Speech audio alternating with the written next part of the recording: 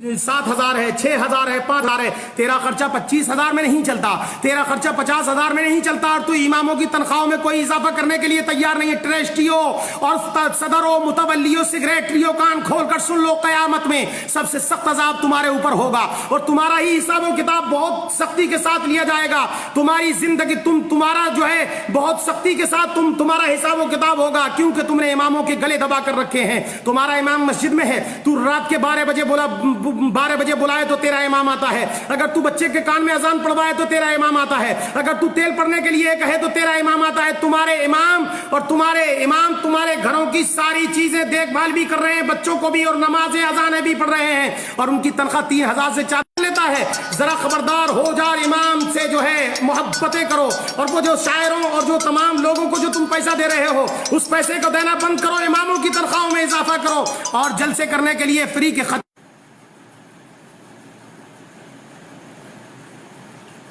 खतीबों को पैसा देने से बेहतर यह है कि अपने इमामों की तनख्वाहों में इजाफा कर दो, ताकि क़यामत में तुमसे हिसाब किताब।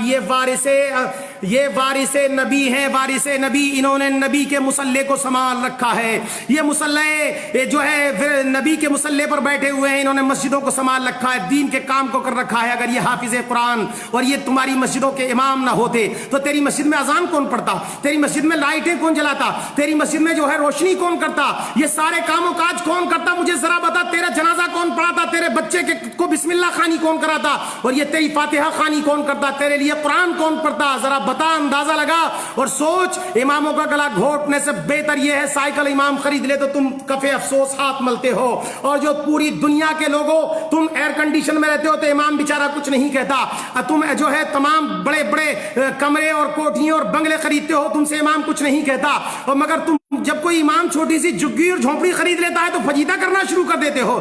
जगह जगह चुगली के अड्डे खोल रखे हैं तुमने, इमामों की बुराइयां करने पे लगे हुए। 1,000 नेकियां करता है इमाम, 1,000 अच्छे काम करे, अगर कोई गलती हो जाए उससे तो तुम पकड़ लेते हो। सुनो जालिमो, डाका उन दुकानों में पड़ता है जिनमें माल होता है, जिनमें हीरे और जवाहरात होते हैं, जिनके अंदर दौलत होती है, उन दुकानों में चोरी होती है। जिन मकानों में कुछ नहीं होता, जिन दुकानों में कुछ नहीं होता, उनमें चोरी नहीं होती। इससे पता यह चलता है कि इमाम बैका इसलिए था कि उसके पास ईमान की दौलत थी, शैतान उसका इसलिए पीछा कर रहा था। तेरा पीछा क्या करता? तू तो खुद ही शैतान है, तेरा पीछा क्या करेगा शैतान? तो इमाम का पीछा इसलिए किया कि उसके पास दौलत ईमान था, वो कौम का पेशवा था। जालिमों, इन इमामों के साथ बदतमीजियां करना बंद कर दो। जब तक कोई कौम बुलंदी तक नहीं पहुंचती, जब तक कि अपने पेशवाओं की इज्जत नहीं करती।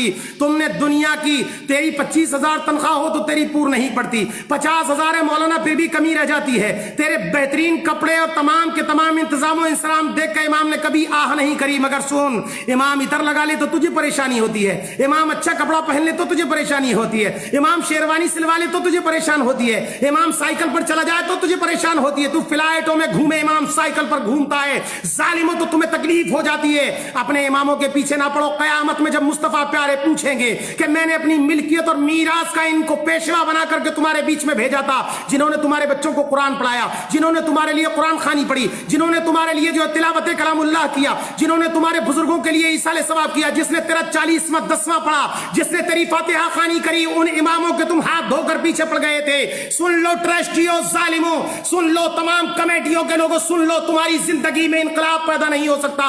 तुम अपने घरों के खर्चे मस्जिदों और मदरसों के चंदों से चलाते हो, और उसके बावजूद इमाम अगर तुम्हारी पोल पट्टी खोल दे तो इमामों के हाथ धोकर पीछे पड़ जाते हो, तरह तरह के इल्जामात लगाते हो, ऐब लगाते हो इमामों पर, और लगाने के बाद उन्हें मस्जिदों से निकाल देते हो। कोई कहता है 5 साल हो गए इमाम साहब को, जल्दी निकालो, और कोई पूछे जनाब इन्होंने गलती क्या की, बोले नहीं, इमाम को ज्यादा दिन नहीं रहने देना चाहिए, इनके ताल्लुकात बहुत अच्छे बन गए हैं। पता ये चला कि इमाम ज्यादा दिन रहेगा तो तेरी सारी खबर रखेगा। तू कितना पैसा मदरसे मस्जिद का खाता है उसकी उसको खबर होगी, तू मस्जिद के कितने माल को दबाता है उसको खबर होगी, तेरी पोल खोल देगा वो इमाम। इसलिए तू उन इमामों की मुखालिफत में लग गया। जल्दी करो, इसको ऐसा ना हो कि हमारे राज खुल जाए, हमारी पोल पट्टी खुल जाए, ہماری زندگی جو ہے غرق ہو جائے اور لوگوں میں ہماری جوتیوں دال بٹنے لگ جائے، اس لیے اماموں کے پیچھے پڑتے ہو ظالموں۔ اماموں کی تنخواہ بڑھاؤ، بڑے بڑے خطیب آتے ہیں، شعراء آتے ہیں، بڑے بڑے 25-25 ہزار لے کر جاتے ہو، تم ایک ایک رات میں دے دیتے ہو۔